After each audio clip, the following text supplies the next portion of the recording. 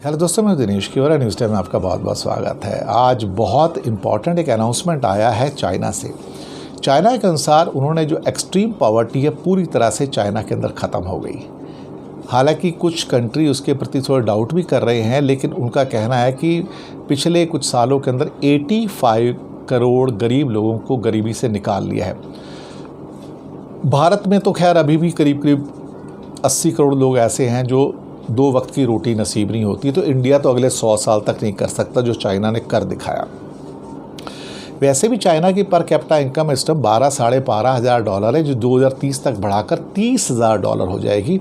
और भारत की जो पर कैपिटा इनकम है 1877 है, जो बांग्लादेश से भी कम है। खैर, TN99 का बढ़िया लेख। उन्होंने कहा कि चीन के जो आंकड़े हैं ठीक है, उस पर थोड़ा बहुत कहीं डाउट आ रहा है, लेकिन चाइना ने अनाउंस कर दिया कि हमारे यहाँ अब एक भी एक्सट्रीम पॉवर्टी वाला व्यक्ति नहीं है और ये अब उस दौरे से बाहर निकल गया है। भारत ये कह सकता है कि वो गरीब तो नहीं है, लेकिन अब मुसीबत ये है कि भारत की गरीबी का दर्जा अब नाइजीरिया को और कॉन्गो को मिल गया है। अब 2030 का जो हमारा लक्ष्य था 2030 का कि वहाँ तक हम गरीबी ख़त्म कर देंगे, वहाँ पहुँचता नज़र नहीं आता है। अगले 50 साल और लगा लीजिए, इंडिया गरीबी ख़त्म नहीं कर पाएगा, क्योंकि यहाँ 80 करोड़ लोगों को 3 रुपये 2 रुपये के हिसाब से गेहूँ और चावल दिए जाते हैं, क्योंकि उनके पास पैसे नहीं हैं कि गेहूँ चावल खरीद सके। यानी कि 80 करोड़ लोग ऐसे हैं जो एक्सट्रीम पॉवर्टी में इस टाइम गुजारा कर रहे हैं। 80 करोड़ में 40 करोड़ ऐसे हैं जो रोज़ एक वक्त भूखे सोते हैं। India is the most hungry country in this world, most hungry country. अब भारत की जितनी जो पर कैपिटा इनकम है उसके मुकाबले कम से कम नहीं तो 6 गुना ज़्यादा इनकम जो है वो चाइना की वहाँ पर है, और वो बहुत तेज़ी से आगे चला गया। आज इंडिया को चाइना के बराबर आने के लिए अगले 100 साल चाहिए, शायद 100 साल में भी ना आ पाए। अब चीन के साथ कंपेयर करना बेकार हो गया है।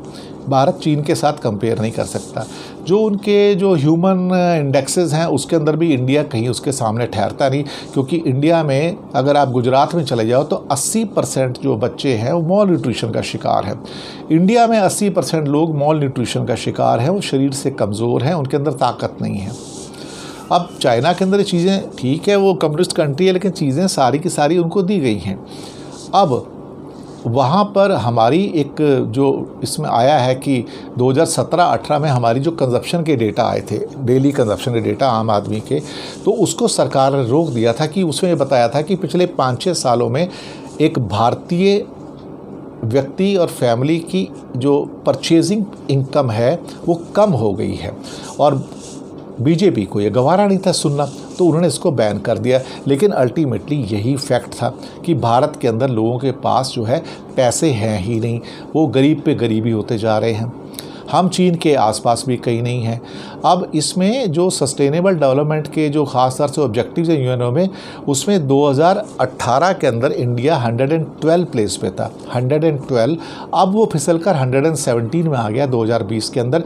We are now behind Bangladesh, Nepal and Myanmar and Cambodia. ये TN99 का लेख है, ध्यान रखिएगा, और बहुत बड़े इकोनॉमिस्ट हैं वो। अब इंडिया गौरव कर सकता है कि मैं तो कॉन्गो और नाइजीरिया से आगे हूँ। इससे बड़ी शर्मनाक बात क्या हो सकती है। पिछले 7 सालों में मोदी जी के राज में भारत और गरीब हो गया, हमारी पॉकेट में से और पैसे चले गए, हमारे पास पैसा खर्चा करने को नहीं है। अब इनकम बिल्कुल भी नहीं बढ़ रही है, स्टैग्नेंट है, 2 साल से स्टैग्नेंट है, एक पैसा भी नहीं बढ़ा। वाह रे मोदी राज वाह। शुक्रिया आपका।